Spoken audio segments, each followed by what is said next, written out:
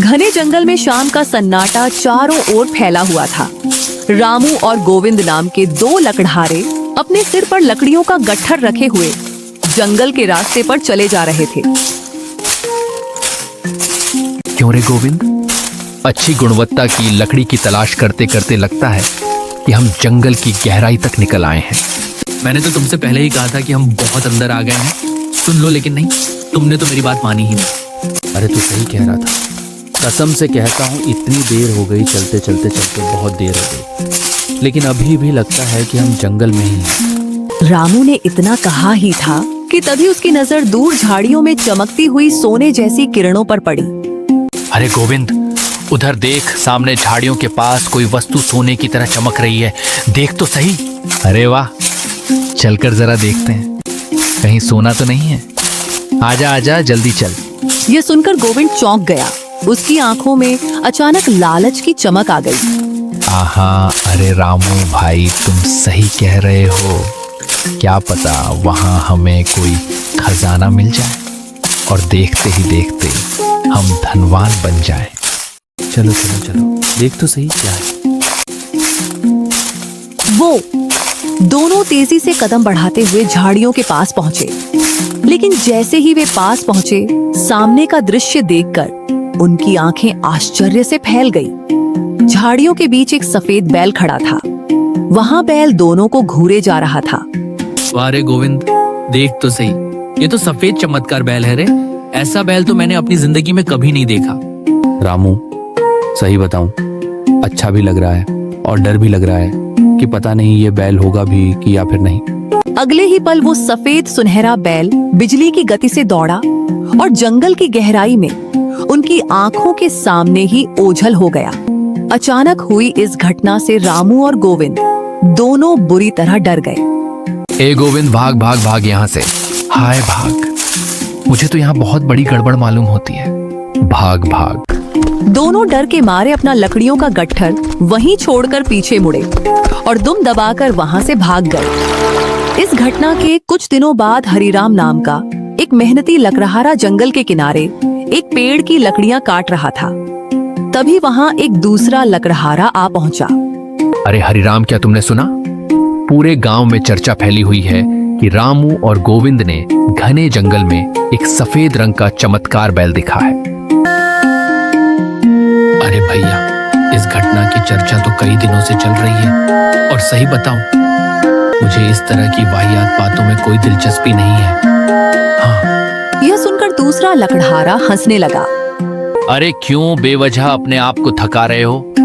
सुबह से लेकर शाम तक मेहनत से लकड़ियां काटते हो, बाजार में बेचते हो, लेकिन धन अपने घर तक तो ले नहीं जा पाते। तभी जमींदार अपना ब्याज लेने आ जाता है और तुम पूरे पैसे उसी को दे देते हो।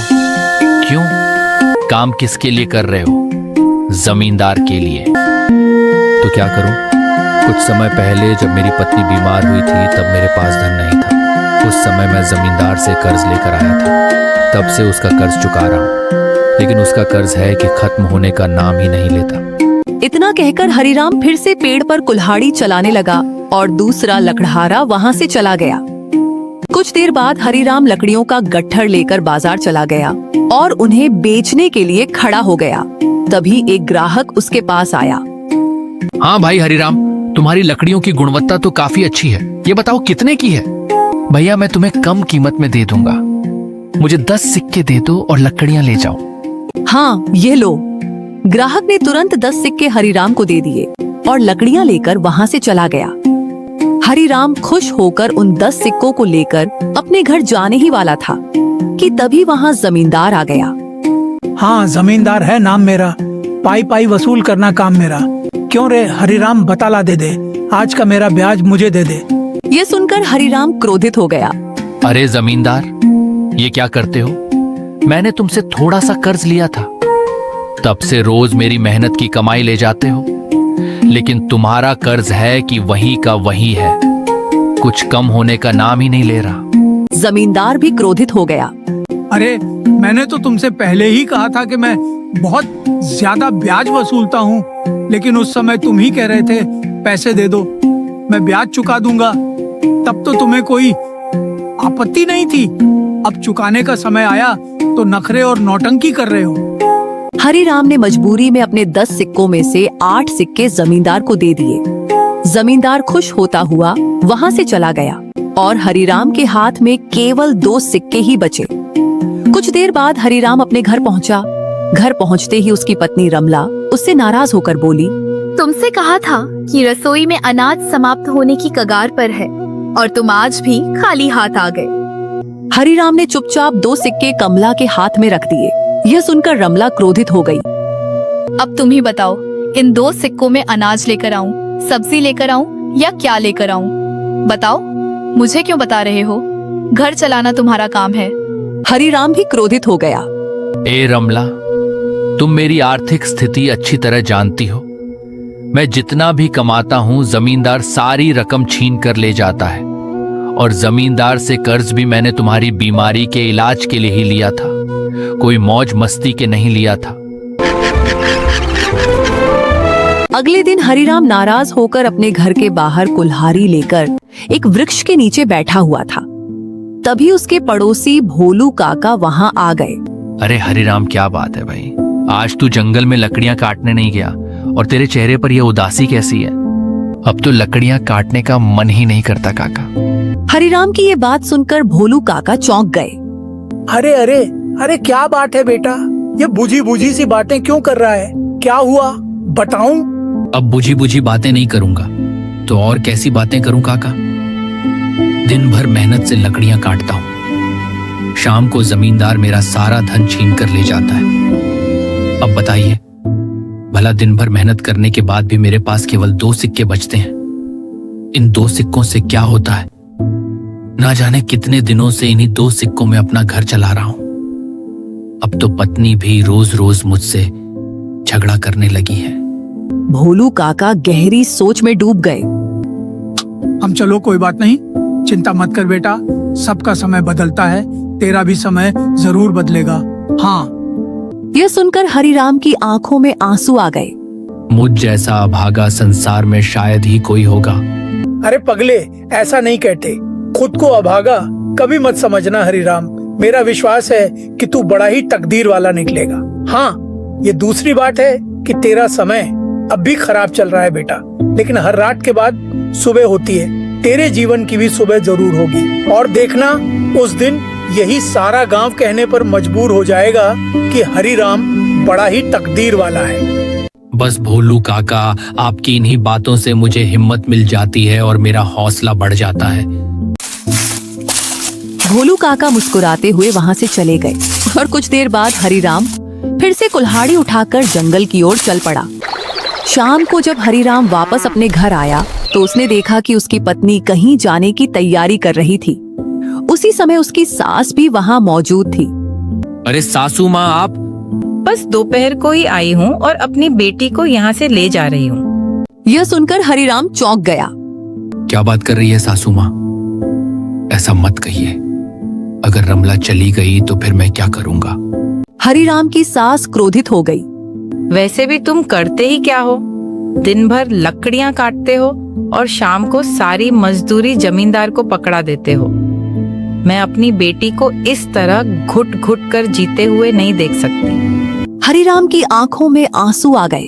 सासू माँ, आपकी बेटी जब बीमार हुई थी तो उसके इलाज के लिए मैंने जमींदार से कर्ज लिया था और आज तक वही कर्ज चुका रहा हूँ। उसमें भी केवल ब्याज चुका पा रहा हूँ, मूल तो चुका ही नहीं पा रहा। यह सुनकर रमला की माँ और भी क्रोधित हो गई। तो तुम इस संसार के पहले व्यक्ति नहीं हो जिसने किसी से कर्ज लिया हो।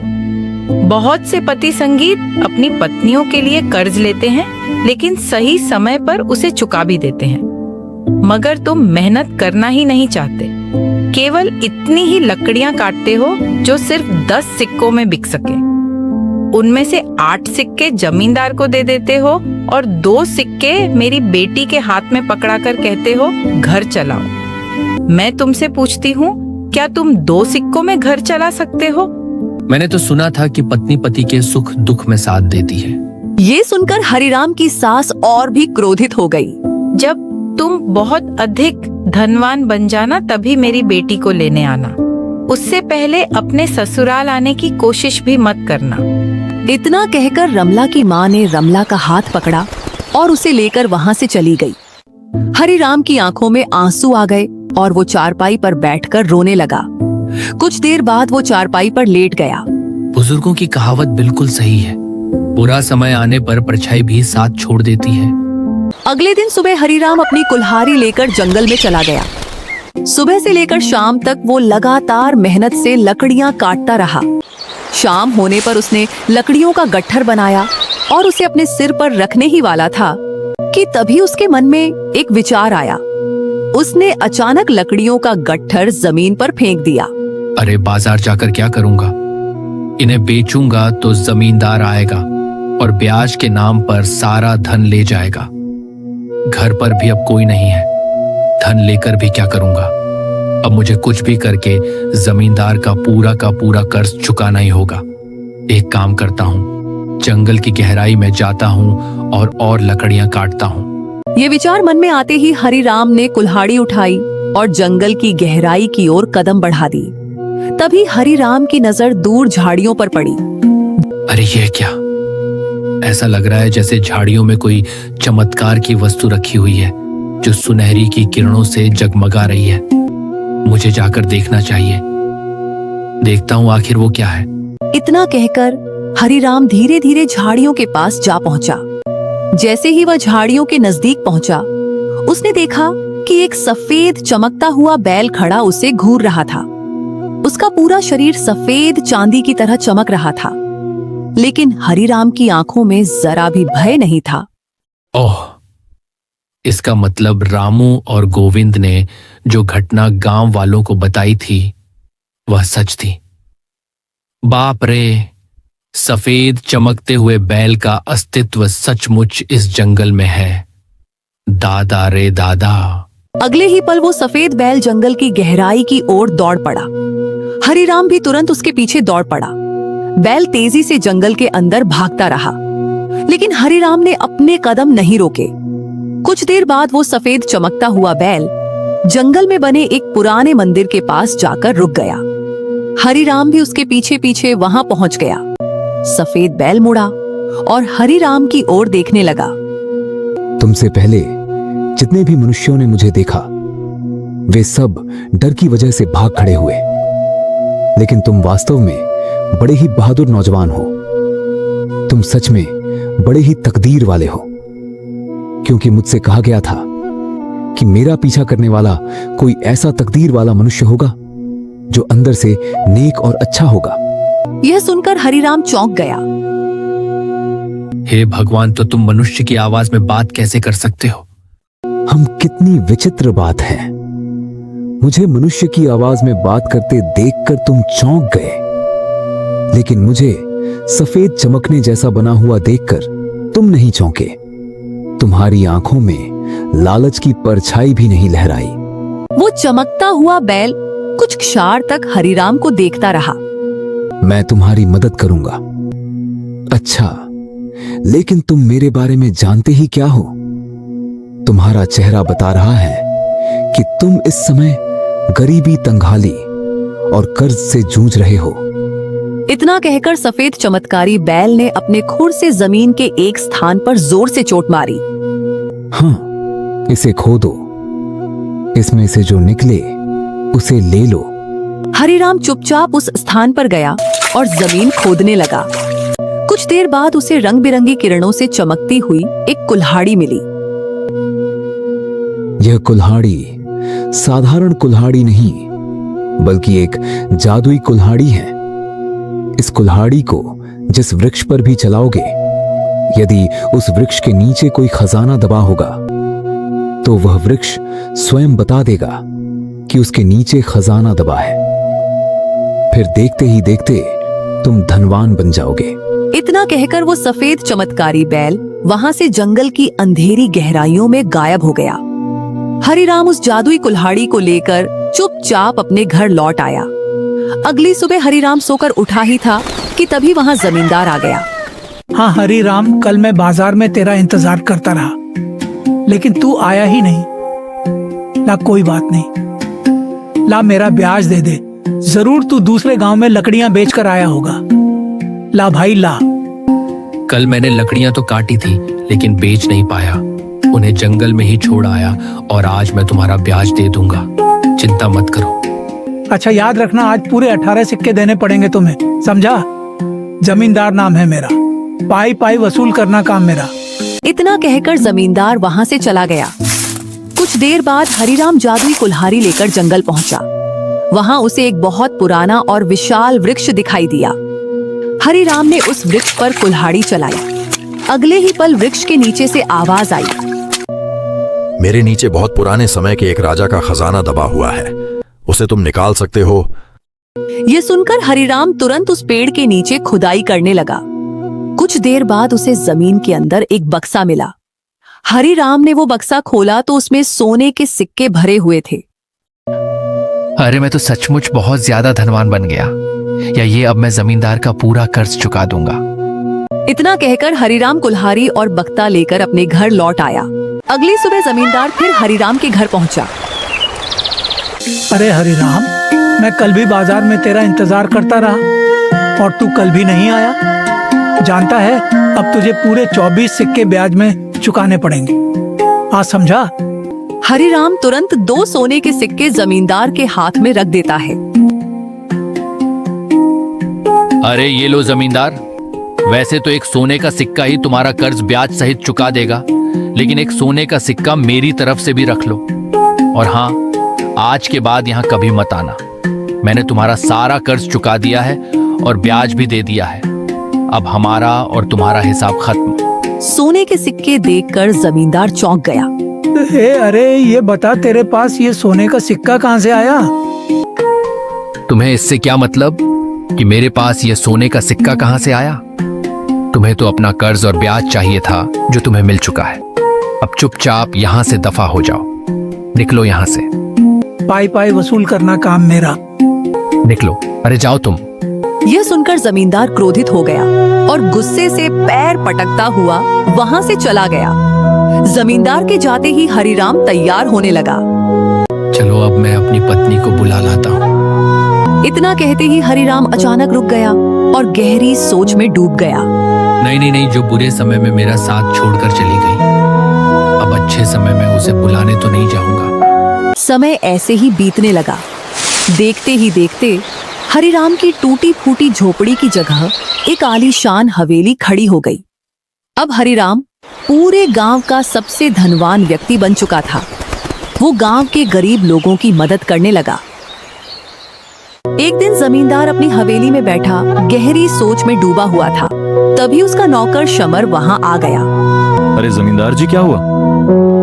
आप तो हमेशा हंसते हंसते कहते थे पाई पाई वसूल करना काम मेरा। अब ऐसी पाई पाई वसूली हुई है कि आपकी पूरी चारपाई हिल गई है। आज आपका मुंह क्यों लटका हुआ है? यह सुनकर जमींदार क्रोधित हो गया। अरे बकवास बंद कर, तू अच्छी तरह जानता है कि मेरा मुंह क्यों लटका हुआ है। कल तक पूरा गांव मेरा कर्जदार था। हर कोई मुझसे दब कर बात करता था, लेकिन जब से वो हरिया धनवान बना है, उसने सारे गांव वालों का कर्ज चुका दिया है। अब तो गांव में कोई भी मुझसे सीधे मुंह बात नहीं करता। यह सुनकर शमर हंसने लगा। तभी वहां जमींदार की पत्नी साविता वहां आ गई। बस इतनी सी बात पर तुम गुस्सा हो रहे हो। सबसे बड़ी समस्या तो ये है कि जो गांव वाले कल तक तुम्हारी हवेली के सामने कर्ज लेने के लिए बैठे रहते थे, आज वही लोग हरिया की हवेली में बैठे रहते हैं। और तो और हरिराम उनसे कोई ब्याज भी नहीं लेता। सुनने में तो यहाँ तक आया है कि वह साफ कह देता है, अगर हो जाए तो चुका देना, और अगर ना हो पाए तो मैं उधार दिया हुआ धन माफ कर दूंगा। यह सुनकर जमींदार का चेहरा गुस्से से लाल हो गया। जरूर उसके हाथ कोई ऐसी चीज लग गई है जिससे वह अचानक इतना धनवान बन गया, वरना मैं ये मान ही नहीं सकता कि वो 2 कौड़ी हारा जो बड़ी मुश्किल से मेरा ब्याज चुका पाता था, इतना धनवान बन सकता है। नहीं, कोई ना कोई चक्कर जरूर है। शमर गहरी सोच में डूब गया। हम आप कह तो बिल्कुल ठीक कह रहे हो जमींदार जी। मुझे लगता है हमें हरिराम पर नजर रखनी चाहिए। जमींदार ने शमर की ओर देखा। आज जीवन में पहली बार तूने अक्लमंदी की बात कही है शमर। उस दिन से जमींदार और उसका नौकर समर हरिराम पर गहरी नजर रखने लगे। एक दिन दोनों ने देखा कि हरिराम घने जंगल में रंग बिरंगी किरणों से चमकती हुई एक कुल्हाड़ी को एक वृक्ष पर मार रहा था। जैसे ही कुल्हाड़ी वृक्ष पर लगी, तभी वृक्ष के अंदर से आवाज आई, मेरे नीचे एक प्राचीन खजाना दबा हुआ है, उसे तुम निकाल सकते हो। ये सुनकर जमींदार चौंक गया। ए श्यामू, तूने कुछ सुना? जमींदार जी, मैंने सब कुछ सुना और देखा भी। आपने वो कुल्हाड़ी नहीं देखी? कैसी रंग बिरंगी किरणों से जगमगा रही थी। जैसे ही उसने कुल्हाड़ी वृक्ष पर मारी, वृक्ष के अंदर से आवाज आने लगी, यहाँ खजाना दबा है, खोद कर निकाल लो भैया। हम जमींदार गहरी सोच में डूब गया। समझ गया, इसका मतलब यह कुल्हाड़ी जिस वृक्ष पर पड़ती है, अगर उसके नीचे कोई खजाना दबा हो तो वृक्ष खुद बता देता है। इसी वजह से हरिया ससुरा इतना अमीर बन गया। हाँ, बिल्कुल सही सोचा आपने। हम अब तू ही बता, मुझे क्या करना चाहिए? अरे ये कैसी बातें कर रहे हैं? सब मैं आपको बताऊं कि क्या करना है? तो फिर आपको जमींदार किसने बनाया? अरे हरिराम की कुल्हाड़ी चोरी करनी होगी। जमींदार मुस्कुराने लगा। आज जीवन में तूने दूसरी बार अक्लमंदी की बात कही है। शाम को हरिराम अपने घर लौट आया और अपनी हवेली में गहरी नींद सो गया। रात के सन्नाटे में चुपके से जमींदार और उसका नौकर शमर हरिराम की हवेली में घुस गए। दोनों धीरे धीरे कदम रखते हुए अंदर पहुंचे और हरिराम की जादुई कुल्हाड़ी उठा ली। चल शमर, अब ये कुल्हाड़ी हुई मेरी, आराम से चल चल। इतना कहकर जमींदार और शमर चुपके से हवेली से बाहर निकल गए। अगली सुबह जब हरिराम की आंख खुली तो उसने देखा कि उसकी जादुई कुल्हाड़ी गायब थी। हरिराम ने पूरी हवेली में कुल्हाड़ी तलाश की, लेकिन वहाँ कहीं नहीं मिली। सुबह तो कुल्हाड़ी यहीं रखी थी, आखिर यहाँ से वो जा कहाँ सकती है? वो जरूर रात में कोई चोर मेरी हवेली में घुसा है। हरिराम हवेली के बाहर निकल गया। जैसे ही वो बाहर पहुंचा, तभी वहाँ भोलू काका मिल गए। अरे हरिराम, क्या बात है बेटा, तू इतनी चिंता में क्यों है? हरिराम ने भोलू काका को सारी घटना बता दी। अरे हरिराम बेटा, कल शाम मैंने देखा था कि तेरी हवेली के आसपास जमींदार और उसका नौकर शमर टहल रहे थे। इतना कहकर भोलू काका वहाँ से चले गए। उधर जमींदार अपने नौकर शमर के साथ बैठा हुआ था। आहा, ए हे शमर, अब मेरा तकिया कलाम बदल जाएगा। जमींदार, नाम मेरा धनवान बनना, काम मेरा। अब देखना मैं इस संसार का सबसे धनवान व्यक्ति बन जाऊंगा। तभी वहाँ हरिराम आ गया। ओह, तो तुम अब चोर भी बन गए जमींदार। लाओ, सीधी तरह से मेरी कुल्हाड़ी मुझे वापस कर दो। अब ये तेरी कुल्हाड़ी कैसे हुई? क्या इस कुल्हाड़ी पर तेरा नाम लिखा है? जमींदार, वो दिन हवा हो गए जब तुम्हारा दबदबा पूरे गांव पर चलता था। लाओ, कुल्हाड़ी सीधी तरह से मेरे हवाले कर दो, नहीं तो मुझसे बुरा कोई नहीं होगा। चुपचाप कुल्हाड़ी वापस कर दो। यह सुनकर जमींदार और समर दोनों चौंक गए। ए जमींदार जी, यह हरिराम के तेवर तो बड़े बदले बदले से लग रहे हैं, और अब हरिराम के साथ पूरे गांव का समर्थन है। अगर हरिराम ने बवाल खड़ा कर दिया तो पूरा गांव एकजुट हो जाएगा और आप अकेले पड़ जाएंगे। हम तो फिर तू ही बता, हमें क्या करना चाहिए? करना क्या है? मैं तो कहता हूँ इस कुल्हाड़ी को लेकर यहाँ से भाग चलते हैं, वो भी जंगल की तरफ। अरे वाह वाह वाह, आज तूने तीसरी बार अक्लमंदी की बात की है। इतना कहकर जमींदार हरिराम की ओर देखने लगा। हाँ, तो कुल्हाड़ी चाहिए, पहले मुझे और समर को पकड़ कर दिखाओ। ये रुको, कहाँ भाग रहे हो? जमींदार और शमर भागते भागते जंगल की गहराई तक पहुंच गए। अरे श्यामू, बस अब और भागा नहीं जाता। अरे मेरे भी पैर जवाब दे चुके हैं। अरे रे, आओ जमींदार जी, हरिराम इधर ही आ रहा है। अरे आखिर ये हरिराम खाटा क्या है? अब तू ही बता क्या करे। समर इधर उधर देखने लगा। तभी उसकी नजर दूर जंगल में बने एक पुराने मंदिर पर पड़ी। जमींदार जी, सामने एक मंदिर है, एक काम करते हैं, हम दोनों उस मंदिर के अंदर छिप जाते हैं, चलिए। अरे वाह वाह वाह, आज फिर तूने अकलमंदी की बात की है। चल जल्दी चल। दोनों दौड़ते हुए मंदिर के अंदर घुस गए, लेकिन जैसे ही जमींदार और समर अंदर पहुंचे, सामने का दृश्य देखकर दोनों चौंक गए। एक सफेद चमत्कारी बैल खड़ा उन्हें घूर रहा था। ना नहीं जमींदार जी, ये तो वही सफेद चमकता हुआ बैल है। तभी हरिराम भी मंदिर के अंदर पहुंच गया। अरे ये तो यहाँ तक आ गया, अब क्या करें? जमींदार जी, हरिराम बहुत अच्छा इंसान है। अगर इससे बचना है तो हमें अपनी ढाल इस सफेद चमत्कारी बैल को बनाना होगा। मतलब यह है कि हमें हरिराम से कहना होगा कि अगर वह यहाँ से नहीं गया तो हम इस चमत्कारी बैल को नुकसान पहुंचा देंगे। आज तूने फिर से तीसरी बार अक्लमंदी की बात की और मेरा दिल जीत लिया। बस आगे मत बोलना, जल्दी से हरिराम को यहाँ से भगाओ। चलो। जमींदार क्रोधित होकर हरिराम की ओर मुड़ा। यहाँ से चले जाओ हरिराम, नहीं तो मैं इस चमत्कारी बैल को मार डालूंगा। ए जमींदार, उसे नुकसान पहुंचाने की कोशिश मत करना और वो कुल्हाड़ी चुपचाप मुझे दे दो। मैं कह रहा हूँ, कुल्हाड़ी मुझे दे दो। लेकिन जमींदार सफेद चमत्कारी बैल पर हमला करने के लिए आगे बढ़ गया। जैसे ही उसने प्रहार करने की कोशिश की, हरिराम तुरंत आगे बढ़ा और वह वार अपने ऊपर झेल लिया। अगले ही पल मंदिर के अंदर एक तेज प्रकाश फैल गया। सोने का बैल रंग बिरंगी किरणों के बीच एक सुंदर राजा में परिवर्तित हो गया। अरे समर, ये तो इस राज्य के राजा वीरेंद्र सिंह हैं। राजा वीरेंद्र सिंह ने क्रोधित अवस्था में जमींदार और समर की ओर देखा। राजा वीरेंद्र सिंह कुछ क्षण तक शांत रहे, फिर बोले, हाँ, और तुम दोनों की बकवास मैं काफी समय से सुन रहा हूं। वो कुल्हाड़ी सीधी तरह से हमारे हवाले कर दो। लाओ। जमींदार डर गया और कांपते हाथों से कुल्हाड़ी राजा वीरेंद्र सिंह को दे दी। राजा वीरेंद्र सिंह ने वो कुल्हाड़ी हरिराम को देते हुए कहा, ये तुम्हारी कुल्हाड़ी है, लो।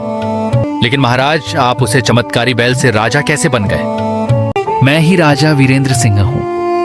कुछ समय पहले हमें पता चला कि इस मंदिर में एक जादुई कुल्हाड़ी है। हम उसे पाने के लालच में यहाँ पहुंचे और हमने उसे हासिल भी कर लिया। लेकिन तभी इस मंदिर के देवता ने मुझे दर्शन दिए और कहा कि इस कुल्हाड़ी को वहीं रख दो जहां से इसे निकाला, क्योंकि यह कुल्हाड़ी केवल उसी मनुष्य के लिए है जो लालच से मुक्त हो। लेकिन मेरा मन सांसारिक मोह माया में फंसा हुआ था। देवता ने कहा कि यदि मैं इस कुल्हाड़ी का उपयोग करूंगा तो मैं श्रापित हो जाऊंगा। लेकिन मैंने उनकी बात नहीं मानी और श्रापित होकर सफेद चमत्कारी बैल में बदल गया।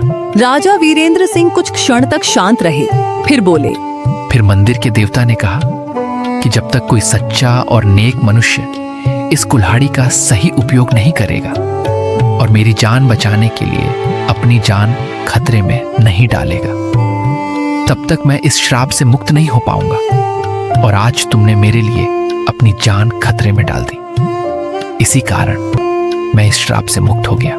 यह सुनकर हरिराम के चेहरे पर हल्की मुस्कान आ गई। उधर जमींदार और समर डरते हुए राजा वीरेंद्र सिंह के सामने हाथ जोड़कर खड़े हो गए।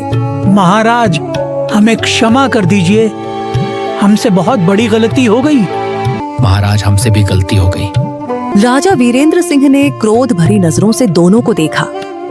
मैं कहता हूं, दफा हो जाओ यहां से, और याद रखना, अगर आज के बाद तुमने कोई भी गलत काम किया तो मैं तुम्हें कारागार में बंद करवा दूंगा।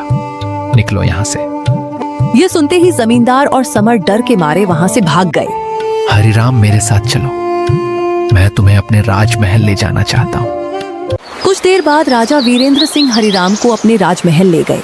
महल के अंदर पहुंचते ही राजा की सुंदर पुत्री राजकुमारी पद्मा अपने पिता को देखकर दौड़ती हुई आई। पिताजी, मुझे तो लगता था कि आप कभी वापस नहीं आएंगे। राजा वीरेंद्र सिंह ने पूरी घटना राजकुमारी को बताई। फिर उन्होंने हरिराम की ओर देखा। हरिराम, हम अपनी पुत्री का विवाह तुमसे करना चाहते हैं और तुम्हें इस राज्य का राजा बनाना चाहते हैं। यह सुनकर हरिराम थोड़ा झिझक गया। लेकिन महाराज, मैं तो पहले से विवाहित हूँ। राजा वीरेंद्र सिंह मुस्कुराए। तो क्या हुआ? राजा महाराजा अक्सर एक से अधिक विवाह करते हैं, इसमें क्या समस्या है? कुछ ही दिनों बाद पूरे राज्य में धूमधाम से हरिराम और राजकुमारी सुवर्णा का विवाह संपन्न हुआ। हरिराम अब इस राज्य का नया राजा बन गया। राजा बनने के बाद हरिराम ने अपनी पहली पत्नी रमला को भी महल बुलाया। तुम्हारी माँ ने कहा था कि जब मैं बहुत धनवान बन जाऊं तभी तुम्हें लेने आऊं। अब मैं इस राज्य का राजा बन गया हूं, लेकिन याद रखना अब मेरी एक और पत्नी भी है। कोई बात नहीं, मैं अपना सारा जीवन आपकी आज्ञा का पालन करते हुए बिताऊंगी और अब आपको कभी शिकायत का मौका नहीं दूंगी। हरिराम ने न्याय और दया के साथ पूरे राज्य पर शासन किया और हमेशा गरीबों की मदद करता रहा। तो दोस्तों, ऐसी ही अनोखी और रसभरी कहानी देखने के लिए हमारे चैनल एंजल स्टोरी को सब्सक्राइब जरूर करें।